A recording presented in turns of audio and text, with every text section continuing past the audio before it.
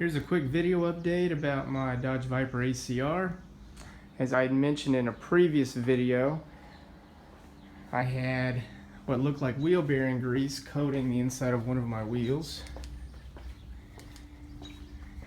I've put about 200 miles on the car since cleaning off the grease, and the wheel's dry. There doesn't appear to be any problems whatsoever with the wheel bearing. I did discuss this with an SRT tech, and he did say that not necessarily on a Viper, but he has seen in the past excess grease being put on the axle splines that would squish out around the hub flange, and that would cause the grease to eject out onto the inside of the wheel. I'm not too worried about that. He did tell me that if it is a bad wheel bearing, they'll replace it under warranty. That's not a problem. Also, as part of this update, last weekend I installed my Calvo Motorsport billet aluminum motor mounts. Those, to my surprise, actually improved my drivability quite a bit.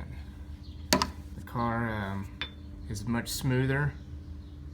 It does vibrate a little bit more, but with the motor locked down to the frame, the drivability has improved. With the large cams put in these motors, drivability under 2,000 RPMs can be a little shaky. It's a little tricky, especially off idle.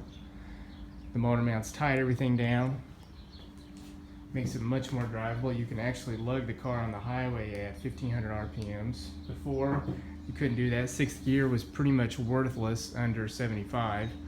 Sixth gear is now usable, get a little better fuel economy. Like, that's a concern of mine. Another thing I noticed when doing a detail job on the car a couple of days ago, I noticed that my side plates to my rear wing were loose.